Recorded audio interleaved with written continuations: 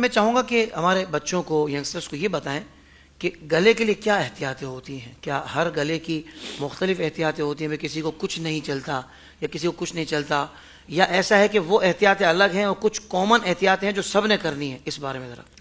انسانی طبیعت ہے، اس کا تقاضا ہے کہ کچھ ایسی چیزیں کہ جو آپ کو نقصان پہنچا سکتی ہیں. اس میں کچھ چیزیں ہیں کہ ویسے نعت خواہ نہ بھی ہو تب بھی یہ برفیلی چیزیں جیسے آئس کریم ہے، جیسے بہت زیادہ ٹھنڈا پانی، جیسے برف کا جما ہوا پانی، جیسے کولڈ ڈرنک ہو گئی بہت زیادہ ٹھنڈی. اور ویسے بھی کچھ کولڈ ڈرنک تو ایسی ہوتی ہیں اس میں لوکل سی چیزیں ہوتی ہے کہ جو گلے کے لیے بہت زیادہ نقصان دہ. ان چیزوں سے تو ویسے بھی بچنا چاہیے اگر نعت خواہ نہیں بھی ہے تو صحت کے لیے نقصان. ہاں، اور پھر روغنی غذائیں ہماری پاکستان ہندوستان کے اندر ٹریڈیشنل فوڈ ہے جو وہ روغنی غذائیں ہماری جو بہت زیادہ چکنائی والی. تو جب ہماری ایسی غذائیں ہیں تو پھر اس کے بعد اس چیز کا استعمال، ظاہری بات ہے وہ بلغم آنا اور نزلہ ہونا اور سینہ جکڑنا، پھر یہ سینے کی ساری خراشیں گلے میں آنا، پھر جو ہے وہ آپ پڑھتے ہوئے ظاہری بات ہے یہ سب کہیں اور تو جائے گا نہیں، آپ جتنا سانس لیں گے اور اوپر آئے گا، سینے سے گلے میں آئے گا. اس طرح آپ کو تکلیف ہوگی اور اس سے احتیاط کریں گے. میں نے تو بلکہ کسی نے مجھے کہا تھا اسٹوڈیو میں شاید، کیونکہ ایک بہت بڑے سنگر ہیں ہندوستان کے، تو میں نے ان کے بارے متعلق سنا تھا. وہ بندہ بتا رہا تھا کہ اسے پتہ ہی نہیں ہے کہ چاول کا ٹیسٹ کیا ہے. اس نے اپنی زندگی میں کبھی چاول کھایا ہی نہیں، صرف اس لیے کہ وہ اس کی پرہیز تھی وہ چکنائی نہ آئے اور وہ گلا اس کا صحیح رہے. چپس وغیرہ تو کھا سکتے ہیں نا؟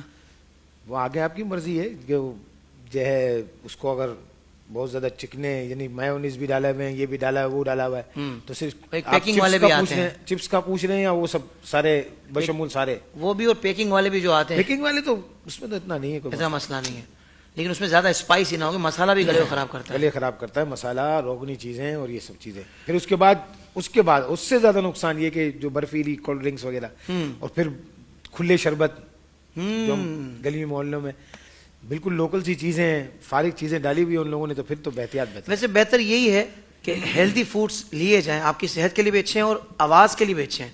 اور حقیقت میں جو ووکلسٹ ہوتے ہیں نا، جن کا آواز کا کام ہوتا ہے، وہ تو یہ ساری احتیاطیں کرتے ہیں. ان کو پتہ ہے کام ہی آواز کا ہے، اگر آواز ہی کام نہیں کر رہی ہوگی تو پھر ہم نے کیا پرفارمنس دینی ہے.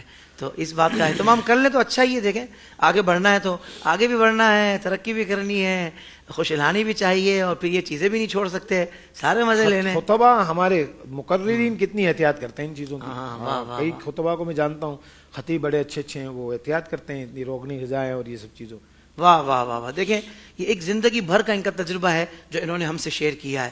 اللہ کرے کہ ہم ان باتوں کو سمجھنے والے بن جائیں. زندگی کے تمام شعبوں میں دینی رہنمائی حاصل کرنے اور آخرت کو بہتر کرنے کے لیے ہمارے YouTube channel Islamic digital studio کو سبسکرائب کر لیں اور بیل آئیکن بھی پریس کر لیں. قرآن سے بھی ملاتا ہے ہمارا